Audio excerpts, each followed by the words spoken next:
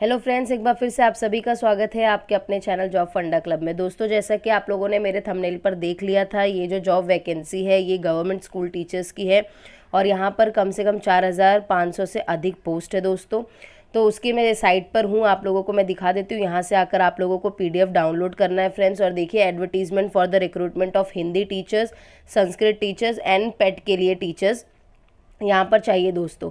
और मैं आप लोगों को बता दूँ कि जब गवर्नमेंट की कोई जॉब वैकेंसी निकलती है, गवर्नमेंट स्कूल में निकलती है, तो आप किसी भी स्टेट से हैं तो आप लोग अप्लाई कर सकते हैं और ये किसी पर्टिकुलर एक स्टेट की नहीं होती फ्रेंड्स। तो चलिए PDF को डाउनलोड करके देख लेते हैं। ये देखिए, जैसा कि आप लोग सामने देख रहे हैं दोस्तों, यहाँ पर आप लोगों को दिख रहा है कि कैसे क्या है चीज़ें। मैंने आप लोगों को सब्जेक्ट बता दिए। तो देखिए, हिंदी टीचर के लिए 2055 पोस्ट है, संस्कृत टीचर के लिए 1304 पोस्ट है और फिजिकल एजुकेशन टीचर के लिए 1260 पोस्ट है। तो देखिए, यहाँ पर आप लोग देख रहे हैं सारी चीज़ें क्लियर है। और फ्रेंड्स, जैसा कि मैंने आपको कहा कि ये जो PDF है ये 27 पेज का PDF है। इसमें जब आप लोग इसको डाउनलोड करके पढ़ेंगे तो यहाँ पर सारा एलिजिबिलिटी क्राइटेरिया वगैरह मेंशन किया है दोस्तों। तो मैं यहाँ पर आपको एज बताते चलूँ। यहाँ पर जो आपकी एज है वो 21 साल से स्टार्ट होकर 21 साल से 32 साल के बीच में होनी चाहिए। 32 साल से ज़्यादा एज वाले यहाँ पर अप्लाई नहीं कर सकते दोस्तों। ये सारी चीज़ें और एजुकेशनल क्वालिफिकेशन, जैसा कि मैं आप लोगों को बता दूँ, अगर आप लोग संस्कृत टीचर के लिए अप्लाई कर रहे हैं तो आपके पास बैचलर डिग्री होनी चाहिए। और अगर आप किसी कैटेगरी से बिलोंग करते हैं तो अगर उसका सर्टिफिकेट वगैरह है आपके पास तो वहाँ पर दिखाएंगे तो आपको छूट मिलेगी दोस्तों। फिर उसके बाद देखिए, आगे देखिए, हिंदी टीचर के लिए है। तो हिंदी टीचर के लिए अगर आप लोग अप्लाई कर रहे हैं तो यहाँ पर भी आपने बैचलर डिग्री की होनी चाहिए। और उसके बाद है कि अगर आपने BEd वगैरह किया है तो यहाँ पर आप अप्लाई कर सकते हैं दोस्तों। ये सारी चीज़ों को आप लोग एकदम अच्छे से पढ़िएगा फ्रेंड्स। और जो फिजिकल एजुकेशन टीचर के लिए यहाँ पर है तो इसके लिए भी आप लोग अप्लाई कर सकते हैं। यहाँ पर आपके पास देखिए, यहाँ पर है कि अगर आपने फिजिकल एजुकेशन टीचर के लिए अप्लाई कर रहे हैं आप, तो अगर आपने 12th किया हुआ है या फिर आपने बैचलर डिग्री ली है और इसी के साथ आपने CPEd या BPEd या MPEd किया है किसी रिकॉग्नाइज यूनिवर्सिटी से, तो आप यहाँ पर अप्लाई करने के लिए मतलब केपेबल हैं। और देखिए, यहाँ पर एक कंडीशन है कि आप सिटीज़न होने चाहिए इंडिया के दोस्तों। तो ये चीज़ तो है, इंडिया की वैकेंसी है तो इतनी चीज़ें मांगी जाएंगी। और देखिए दोस्तों, यहाँ पर जो प्रोसेसिंग फ़ी होने वाली है तो ऑल कैंडिडेट के लिए है वो 600 है और जो कैंडिडेट SC ST या PWD कैटेगरी से आते हैं उनको 400 की फ़ीस है दोस्तों। तो एक बार मैं फ़ीस का आप लोगों को बता देती हूँ कि अगर आप नॉर्मल कैटेगरी में है या ओपन कैटेगरी में आते हैं तो आप लोग 600 भरेंगे और जो SC ST या PWD के कैटेगरी के कैंडिडेट हैं वो 400 यहाँ पर भरना है दोस्तों। और यहाँ पर देखिए, मैं आप लोगों को ये भी बता दूँ कि ये वैकेंसियाँ आई कहाँ से, मतलब कौन कौन से स्टेट की है। देखिए, यहाँ पर जो पेमेंट मोड मिलने वाला है दोस्तों, यहाँ पर हिंदी टीचर और संस्कृत टीचर को 16,880 पगार मिलने वाली है और फिजिकल एजुकेशन टीचर के लिए 10,000 पेमेंट है फ्रेंड्स। और कॉन्सोलिडेटेड का मतलब मैंने आप लोगों को हमेशा बताया कि जितनी सैलरी यहाँ पर मेंशन है इतनी सैलरी इन हैंड आपको मिलेगी। जाहिर सी बात है, जब गवर्नमेंट सेक्शन में ये आपको अपॉर्चुनिटी मिल रही, गवर्नमेंट सेक्शन में काम करने का मौका मिल रहा है, तो दोस्तों यहाँ पर इंक्रीजमेंट होते हैं, काफ़ी सारे अलाउंस वगैरह भी दिए जाते हैं। जैसे जैसे टीचर का एक्सपीरियंस लेवल बढ़ता है वैसे वैसे। पेज नंबर 13 पे जाएंगे दोस्तों तो आपको पोस्टिंग की सारी जानकारी मिल जाएगी कि क्या चीज़ें कैसे करना है आप लोगों को। और देखिए, यहाँ पर है, देखिए फ्रेंड्स, कौन कौन से मतलब ये जो वैकेंसी आई है फ्रेंड्स, मैं आप लोगों को बता दूं, ये वैकेंसी आई उड़ीसा से आई है फ्रेंड्स। और उड़ीसा में कौन कौन से जिलों में ये वैकेंसियां हैं ये सारी चीज़ें यहाँ पर मेंशन है और किसके लिए कितनी सीट अवेलेबल है, ये सारी चीज़ों की जानकारी इसमें दी गई है फ्रेंड्स। तो इसको एक बार आप लोग अच्छे से देख लीजिए। देखिए, सारे स्टेट की बात यहाँ पर कर दी गई है, कहाँ पर कितनी सारी चीज़ों को कवर किया गया है। देखिए दोस्तों, जो जहाँ की जितने सीट्स अवेलेबल है वहाँ पर बात की गई है। पेट के लिए कितने टीचर्स, मतलब कहाँ कहाँ पर कितनी सीट्स है, फिर संस्कृत टीचर्स के लिए कितनी सीट्स है, उसमें भी कैटेगरी वाइज दिया गया है दोस्तों। फिर अनरिजर्व कैटेगरी के लिए SC ST, ये सारी कैटेगरी के लिए PWD कैंडिडेट के लिए सारी चीज़ों को यहाँ पर अलग से मेंशन किया गया है दोस्तों।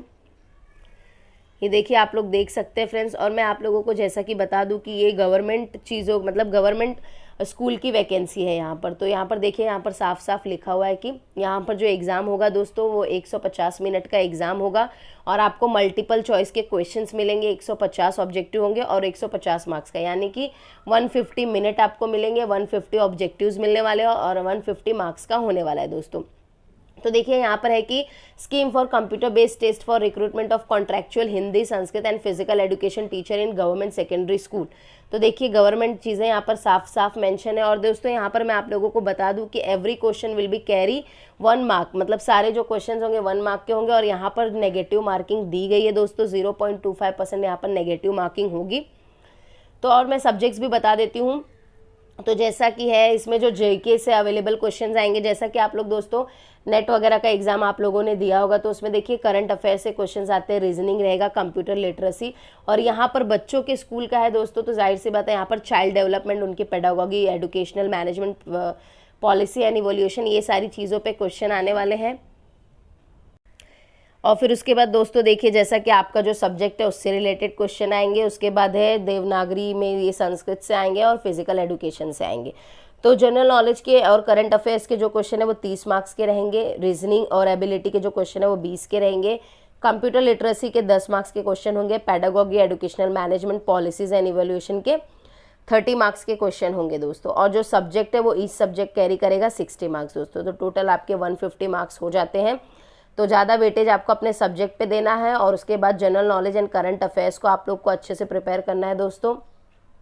और पेडागोगी अगर आप लोग कर लेते हैं तो काफ़ी अच्छा है फ्रेंड्स। तो देखिए जनरल नॉलेज में सारी चीज़ों को मेंशन कर दिया गया है, मैं आपको रीड करके बता देती हूँ। General knowledge and current affairs में क्या पूछेगा, तो करंट इवेंट स्टेट, मतलब ये ओडिशा स्टेट का है, तो ओडिशा में क्या क्या करंटली चीज़ें हो रही हैं वो सारी चीज़ें। फिर ओडिशा की हिस्ट्री पूछेगा, फिर इंडियन एंड वर्ल्ड ज्योग्राफी है वो पूछेगा, फिर इंडियन पॉलिटी पूछेगा, देन उसके बाद इकोनॉमिक एंड सोशल डेवलपमेंट, फिर उसके बाद है एवरीडे साइंस। फिर उसके बाद रीजनिंग एबिलिटी जो है इसमें जनरल मेंटल एबिलिटी होगा, logical reasoning, decision making and problem solving, basic numeracy, उसके बाद डेटा इंटरप्रिटेशन होगा दोस्तों। फिर कंप्यूटर लिटरेसी में आप लोग देख सकते हैं कि आईसीटी से, मतलब क्लासरूम में क्या क्या रिक्वायरमेंट हो सकती है वो आईसीटी।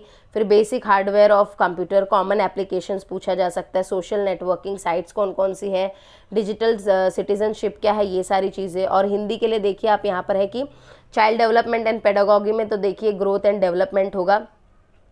अगर दोस्तों आपने बीएड किया है तो आपने ये सारी चीज़ें पढ़ी हैं तो आपके लिए काफ़ी, एरिक्सन की थियरी है देखिए, कोलबर्ग की थियरी है, तो ये काफ़ी इजी पड़ जाएगा दोस्तों। ये सारी चीज़ें आप लोग देख लीजिए। फिर मतलब इसमें है जो ग्रोथ एंड डेवलपमेंट है, तो डेवलपमेंट ऑफ चाइल्ड और प्रिंसिपल्स क्या है, डिफरेंसेस क्या है वो बताना है, लर्निंग प्रोसेस क्या क्या होती है पेडागोगी में वो बताना है, और एजुकेशनल मैनेजमेंट में वही कॉन्सेप्ट है, उसका स्कोप है, टाइप्स क्या है, ये चीज़ें। फिर उसके बाद है इंडियन पॉलिसीज़ एंड प्रोग्राम, तो जो अभी तक की एजुकेशनल पॉलिसीज़ वगैरह जो लागू की गई हैं उसके फ्रेम वगैरह क्या है, ये सारी चीज़ें दोस्तों पूछी जा सकती है। फिर इवैल्यूएशन का देखिए आप लोग देख लीजिए, और पेट के लिए भी आप लोग अच्छे से देख लीजिएगा दोस्तों। मैं हिंदी सब्जेक्ट का रीड कर देती हूँ दोस्तों। देखिए यहाँ पर निबंध पूछे जाएंगे जो पाठ्य विषयों से प्रश्न किए जाएंगे। तो बाल मुकुंद गुप्त का है बनाम लॉर्ड कर्जन, रामचंद्र शुक्ल का क्रोध, हजारी प्रसाद द्विवेदी का अशोक के फूल, और हरिशंकर परसाई का भोला राम का जीव, ये निबंध है। उपन्यास में है प्रेमचंद की कर्मभूमि, भगवती चरण वर्मा का चित्रलेखा, मन्नू भंडारी का आपका बंटी, और कहानी में है प्रेमचंद कफन, पूस की रात, प्रसाद का पुरस्कार, आकाशदीप, अज्ञे का तत्स, फिर भगवती चरण वर्मा का प्रायश्चित, कमलेश्वर का गर्मी के दिन, और जैनेन्द्र कुमार का पत्नी, उषा प्रियमवदा का वापसी कहानी है, भीष्म साहनी का चीफ की दावत है। नाटक में देखिए जयशंकर प्रसाद का चंद्रगुप्त, लक्ष्मी नारायण का सिंदूर की होली, मोहन राकेश का आषाढ़ का एक दिन। फिर संस्मरण और रेखा चित्र में दोस्तों देखिए महादेवी वर्मा का पूछेगा गौरा, रामवृक्ष बेनीपुरी का रजिया, और विष्णु प्रभाकर का अष्टावक्र। तो दोस्तों इसमें नेट के काफ़ी रिलेटेड चीज़ें हैं, जैसे कुछ चीज़ें नेट के एग्ज़ाम के लिए भी मेंशन की गई है, तो ये आप लोग देख लीजिए। पद्य भाग को अच्छे से देख लीजिएगा, अगर मैं सब पढ़ते बैठूंगी फ्रेंड्स तो वीडियो काफ़ी लंबा हो जाएगा, आप लोग देख लीजिए। मेरे हिसाब से काफ़ी अच्छी अपॉर्चुनिटी है दोस्तों, और ये अप्लाई करने की जो इसकी लास्ट डेट होने वाली है फ्रेंड, अभी आप लोगों के पास 14 सितंबर तक का टाइम है, तो आप लोग देख लीजिए अगर आप लोग अच्छे से कर सकते हैं तो। और देखिए एप्लीकेशन आपको कैसे देना है, तो यहाँ पर लिंक मेंशन है, इसको ओपन करके आप लोग ऑनलाइन यहाँ पर रजिस्टर्ड कर सकते हैं, अप्लाई कर सकते हैं। और इसकी जो लास्ट डेट रहने वाली है वो 23/8 है। Last date of online registration की जो है रहने वाली है वो 14 सितंबर होने वाली दोस्तों, तो याद रखिएगा लास्ट डेट जो है इसकी 14 सितंबर है। सारी चीज़ों को आप लोग देख लीजिएगा। और मैंने PDF का लिंक दे दिया डिस्क्रिप्शन बॉक्स में नोटिफिकेशन का, तो आप लोग PDF डाउनलोड करके इत्मीनान से पढ़ लीजिएगा। आप लोगों को लगता है आप लोग एलिजिबल हैं तो अप्लाई करिए फ्रेंड्स। इस वीडियो में इतना ही। वीडियो अच्छा लगा होगा तो लाइक एंड शेयर कर दीजिएगा और चैनल को भी सब्सक्राइब कर लीजिए, क्योंकि ऐसी वैलिड इन्फॉर्मेशन जॉब से रिलेटेड मेरे चैनल पर आप लोगों को दोस्तों मिलती है। फिर चाहे वो टीचिंग जॉब हो, नॉन टीचिंग जॉब हो, वर्क फ्रॉम होम हो, सारी चीज़ों की जानकारी आपको मिलती है फ्रेंड्स। All the best.